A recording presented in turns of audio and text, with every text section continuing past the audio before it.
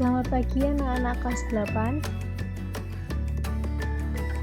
Di pertemuan yang kedua pelajaran PKN ini, kita akan masuk ke dalam materi yaitu memahami kedudukan dan fungsi Pancasila. Namun sebelum itu, Ibu mau memperkenalkan diri dulu.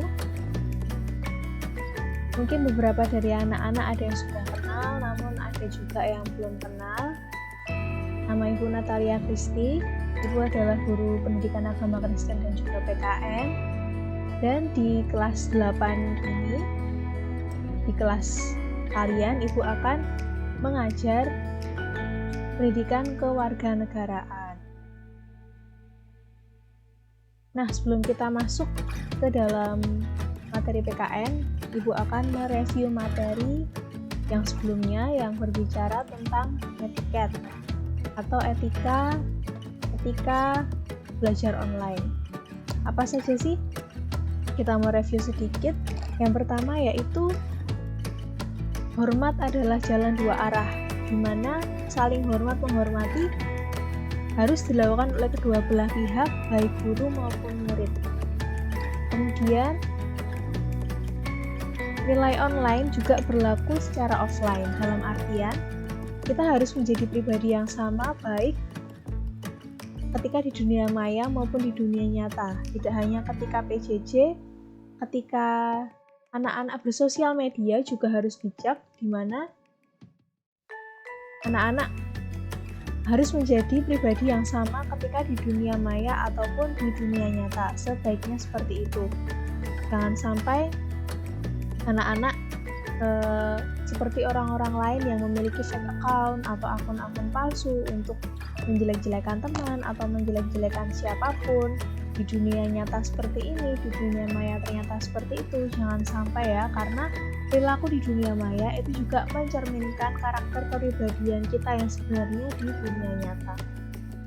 Kemudian etika dalam berkomunikasi secara online itu juga mempengaruhi cara belajar. Ketika berjalan secara seimbang dua arah, saling menghormati, saling menghargai, berperilaku sopan, maka akan menciptakan ruang nyaman antara guru maupun murid. Kemudian terjadi pengajaran yang efektif dan akan memaksimalkan waktu. Waktunya tidak akan terbuang sia-sia. Kemudian yang terakhir yaitu etika berkomunikasi dengan Bapak Ibu guru. Jangan sampai dilupakan, di mana anak-anak harus menyapa terlebih dahulu sebelum menyampaikan maksud atau pesan melalui WhatsApp. Mungkin selamat pagi, selamat siang, selamat malam, assalamualaikum, dan lain sebagainya. Kemudian anak-anak juga harus menyampaikan maksud dan tujuan ataupun pertanyaan secara sopan. Dan yang terakhir, jangan lupa mengucapkan terima kasih setelah memperoleh informasi yang diinginkan. Jadi itu saja review materinya. Kita akan masuk ke dalam PKN. Arti kedudukan dan fungsi Pancasila. Para pendiri NKRI pada tanggal 18 Agustus 1945 menyepakati dasar negara adalah Pancasila. Istilah Pancasila itu sendiri menurut Darji Darmodihardjo SH sudah dikenal sejak zaman Majapahit pada abad ke-14. Terdapat dalam buku Negara Kertagama, karangan Prapanca, dan buku Sotasoma, karangan Empu Tantular. Berasal dari bahasa Sanskerta, yaitu panca yang artinya 5, dan sila yang artinya sendi, asas. Berarti batu sendi yang 5. Juga berarti pelaksanaan kesusilaan yang 5 atau Pancasila Karma. Dan pengertian Pancasila ini sebagai dasar negara juga dijelaskan secara nyata dalam pembukaan Undang-Undang Dasar Negara Republik Indonesia tahun 45. Anak-anak masih ingat tidak? Sudah lama tidak upacara.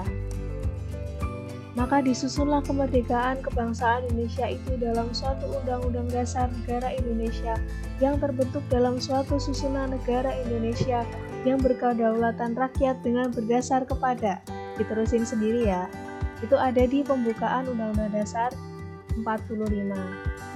Rumusan Pancasila yang terdapat dalam alinea keempat pembukaan Undang-Undang Dasar Negara Republik Indonesia tahun 45 secara yuridis konstitusional sah, berlaku dan mengikat seluruh lembaga negara, lembaga masyarakat dan setiap warga negara tanpa terkecuali. Nah, inilah pentingnya arti kedudukan dan fungsi Pancasila dalam masyarakat Indonesia.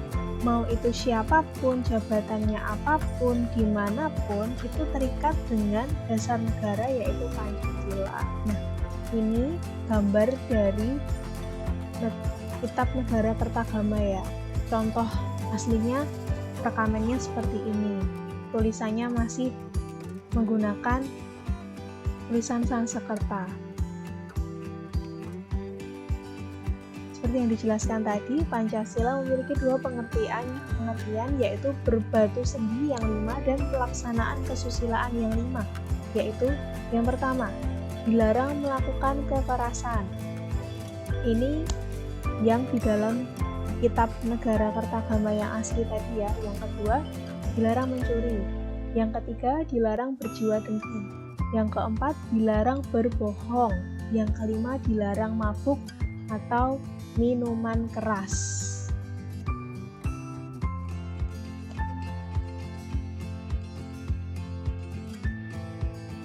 Secara umum, fungsi dan peranan Pancasila menurut TAP MPR nomor 3 /MPR/2000 tentang sumber hukum nasional dan tata urutan perundangan dinyatakan bahwa Pancasila berfungsi sebagai dasar negara.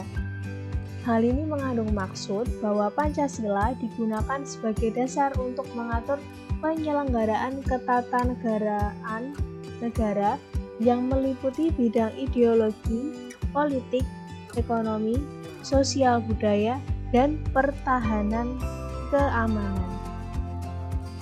Ideologi sendiri adalah cita-cita, keyakinan, dan kepercayaan yang dijunjung tinggi oleh suatu bangsa dan dijadikan pedoman hidup dan pandangan hidup dalam seluruh gerak aktivitas bangsa tersebut.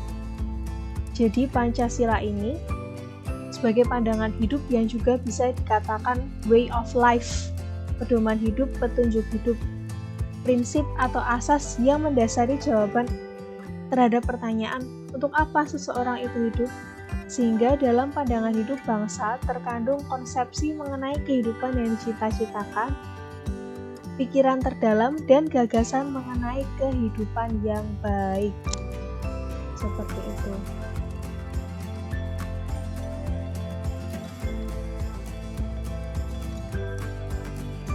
Fungsi dan peranan Pancasila sebelumnya telah kita kenal sebagai yang pertama, Pancasila itu sebagai jiwa bangsa Indonesia. Pancasila sebagai jiwa bangsa Indonesia ini berfungsi agar Indonesia tetap hidup dalam jiwa Pancasila. Karena Pancasila sendiri telah ada sejak Indonesia lahir, telah ada sejak proklamasi kemerdekaan 18 Agustus tahun 1945. Kemudian yang kedua, Pancasila sebagai kepribadian bangsa Indonesia.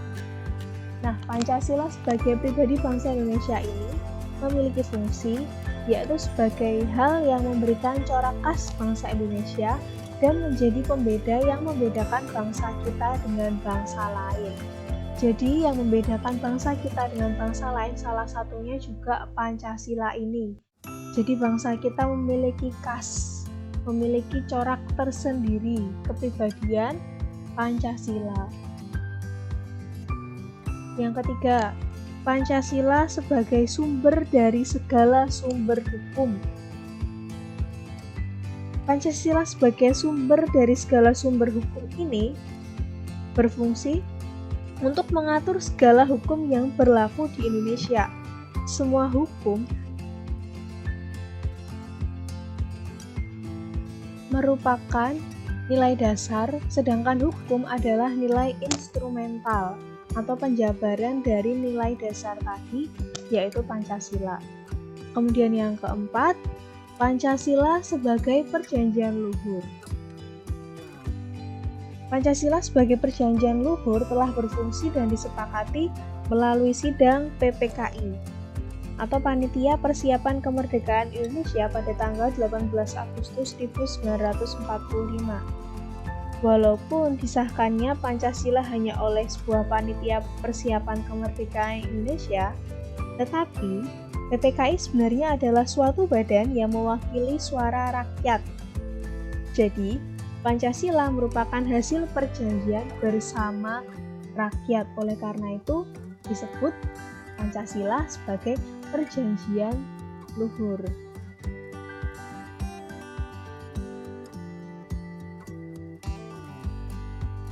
Yang kelima, Pancasila sebagai cita-cita dan tujuan bangsa Indonesia. Pancasila sebagai cita-cita bangsa memiliki fungsi, yaitu untuk menciptakan masyarakat yang adil dan makmur, karena itu adalah cita-cita bangsa kita. Kemudian yang keenam, Pancasila sebagai satu-satunya asas dalam kehidupan berbangsa dan bernegara. Nah, Pancasila sebagai satu-satunya asas dalam kehidupan berbangsa dan bernegara ini sebagai konsekuensi ditetapkannya Pancasila oleh bangsa Indonesia sebagai dasar negara dan juga merupakan perwujudan melaksanakan Pancasila secara murni dan konsekuen. Jadi tidak dikurangi, tidak ditambahi, benar-benar murni dan konsekuen. Yang terakhir, Pancasila sebagai moral pembangunan. Pancasila dijadikan kerangka, acuan, tolok ukur, parameter, arah, dan tujuan dari pembangunan. Jadi, fungsi dan peranan Pancasila ada 7. Pancasila sebagai jiwa bangsa Indonesia, sebagai kepribadian bangsa Indonesia, sebagai sumber dari segala sumber hukum, sebagai perjanjian luhur, cita-cita dan tujuan bangsa Indonesia, satu-satunya asas dalam kehidupan berbangsa dan bernegara, dan yang terakhir sebagai moral pembangunan. Jadi sampai di situ dulu pembahasan PKN kita pada pertemuan yang kedua ini. Pada pertemuan selanjutnya kita akan membahas mengenai Pancasila sebagai dasar negara dan pandangan hidup. Sampai jumpa di pertemuan yang selanjutnya. Tetap jaga kesehatan, terapkan protokol kesehatan agar anak-anak terhindar dari virus yang ada. Jangan lupa selain meningkatkan imun, anak-anak juga harus meningkatkan iman dengan senantiasa beribadah kepada Tuhan. Sampai jumpa.